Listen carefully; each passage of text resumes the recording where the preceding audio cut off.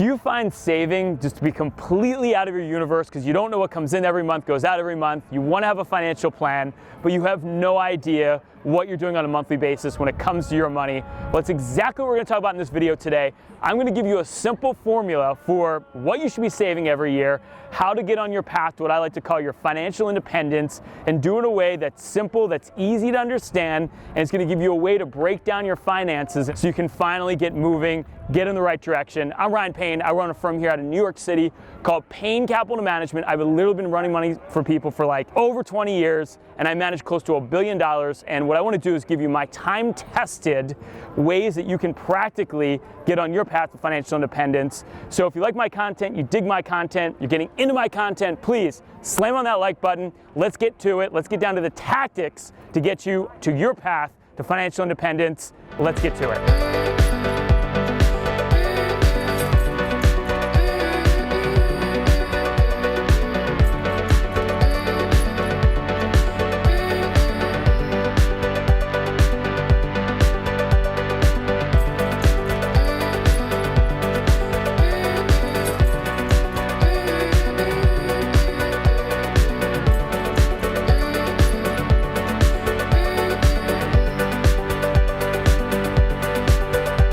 Financial planning has a foundation, has a baseline, and that's really where you have to start. You have to start at the beginning, and the beginning, I'll admit, it's a little bit painful and it's something we don't want to do. We always put it off. I personally put it off, and I'm a financial advisor, but the key is you've got to get a handle on what your expenses are on a 12-month basis. I call it a 12-month audit. And with technology now, it's not that hard to do. All you need to do is figure out like what computer program, like I use a program called eMoney. There's other programs out there that you can use that kind of track your expenses on a 12-month basis. But you need a 12-month snapshot to get a feel for exactly what's going out the door. Now, it's critical. You have to do it. And right now I would recommend it's the best time to do it. As I'm filming this, we're still in pandemic. And ideally, you haven't been able to spend money the way you used to spend money, so you're going to feel a little bit better about yourself because you don't have all those expenses that you typically would. So the first thing we want to do is we want to take an audit of everything going out the door. You know, get that credit card statement, any checks that you write. Cash might be a little harder to track, but for the most part, you should be able to get a good idea of what I would call those outflows are, and get an idea of exactly where that money's going. Now, put that list aside. Get it out there. We're going to go back to it, but that's the first thing we need to do is understanding where our money's going. Once we have that, we're really off to the races. What we want to do now is we want to look at inflows and outflows. And when I think about inflows, what money's coming into you, you want to do that on an after-tax basis. So whether you get paid every 2 weeks or maybe you get big bonuses, what you want to think about is like what is in your pocket, what do you get after you pay the government? Because that's really what you have to spend. So once you have that down and you have an idea of what that number is, whether it's a consistent monthly number or maybe you get a couple big hits during the year, but you want to get a clear picture of over 12 months exactly what inflows or what cash flow is coming into you that you actually have to spend and then you have to utilize. So by doing this, you're painting this picture. Think about yourself as like this house in the middle, and all of a sudden over here you have all these inflows coming in, like a big, let's say, call it a beam of green light coming into you, and then over here you have this like red beam of things that are going out. So what we call this is kind of a fancy financial term is your income statement. And the crazy thing about this is, and I've been managing money for people for a very, very long time, is it doesn't matter if you make $1 million a year or you're making like something like $20,000 a year. We all actually struggle with this. In fact, one of the biggest issues when people come to me and they want advice is I want a budget. Because even if you have $1 million coming in every single year, the reality of it is you could be blowing that $1 million. And I always like to tell this story. I had a client one time, had $10 million, in his 70s, you think he'd be set for life. And we looked at his expenses and we looked at what was coming in. We did this income statement, and he actually had maybe $500,000 coming in, but he was spending $1 million a year. And I ran the numbers, we projected it out, and crazy enough, within 10 years, I said, guess what? Bad news, you're actually gonna run out of money. So it doesn't matter what stage on the financial journey you actually are, getting this down, and the earlier you get this down, is so critical to your financial health. And once you know it, the thing that's great about it is it gives you a little bit of a peace of mind, because once you know you have it on lockdown, you have this on autopilot, and you have this formula in place, well, it's kind of like just plug and play after that. But again, we've got to have that inflows coming in. We got to know what they are, and we have to know again what those outflows are. We've got to build our income statement. Once we have that, we can actually apply my formula. Okay, so let's assume now you've taken me up on it. You have your income statement, you know what's coming in, you know what's going out.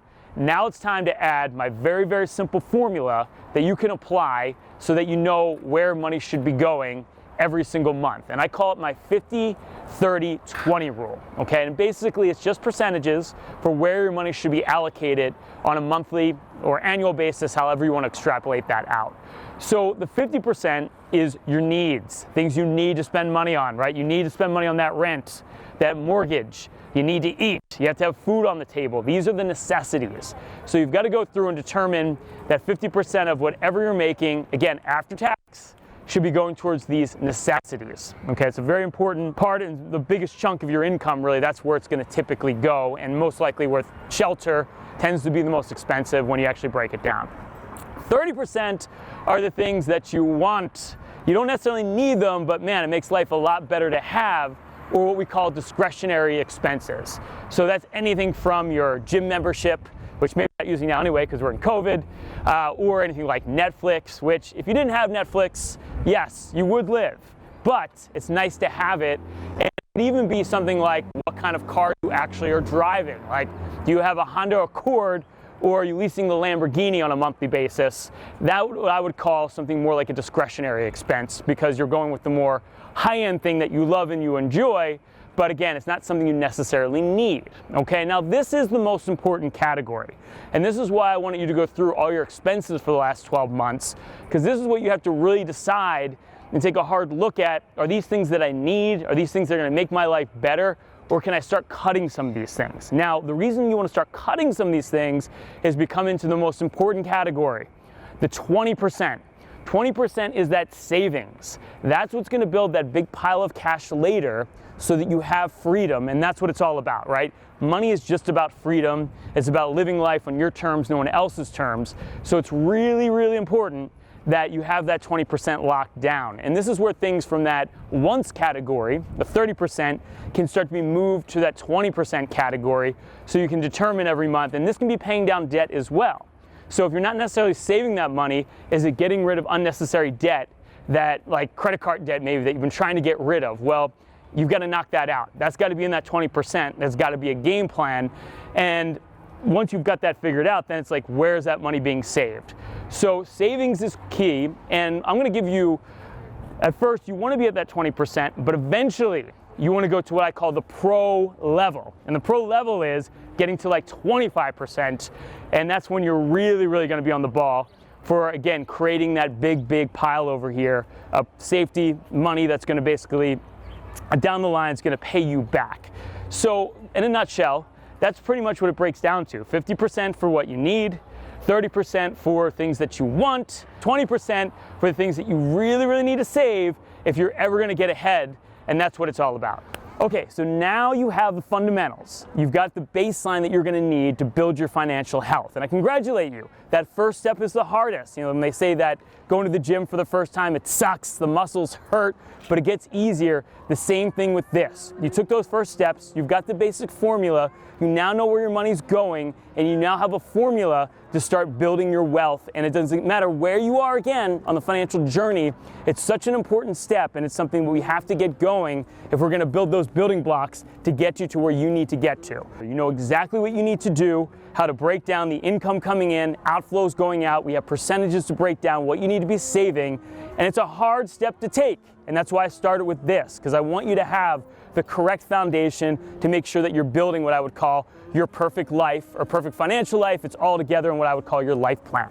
So once you have this down, and once you have this step, you have momentum now. And with this YouTube channel, we're gonna build building blocks on top of this, and I'm just gonna get you there one step at a time so that you can solidify all the things you've learned here, and you can start to really see tangible progress on your financial journey.